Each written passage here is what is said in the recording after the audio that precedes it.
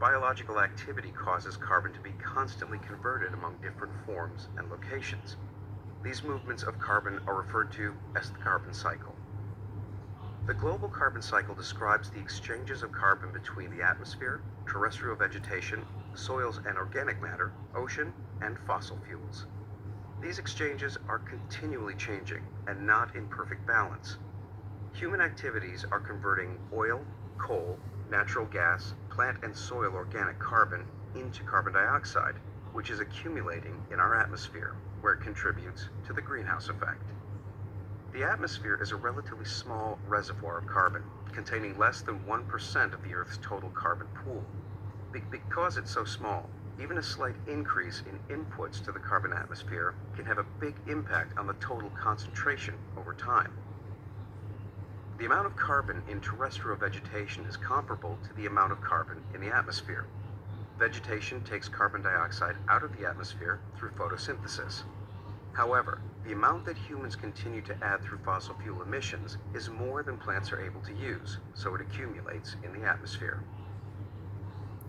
The CO2 that plants are able to use becomes new plant tissue. Most of the plant tissue winds up naturally dying and falling to the ground to become plant litter and eventually is decomposed or transformed to soil organic matter.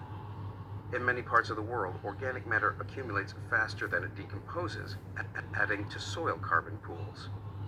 Within the soil, there is more than twice as much carbon locked up in organic material than there is carbon in the atmosphere.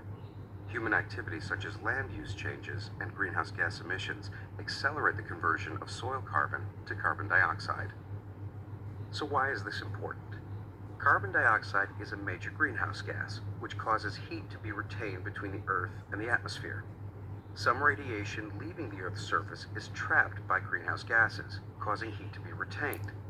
This happens because CO2 absorbs outgoing infrared radiation and re-emits it in all directions, including back down to the Earth's surface. This leads to increased temperatures in the lower atmosphere, which in turn can increase the rate of decomposition, which further increases the amount of atmospheric carbon. This creates a magnifying cycle of increased warming and increased atmospheric carbon. It's important to understand the overall exchanges of carbon to understand this process.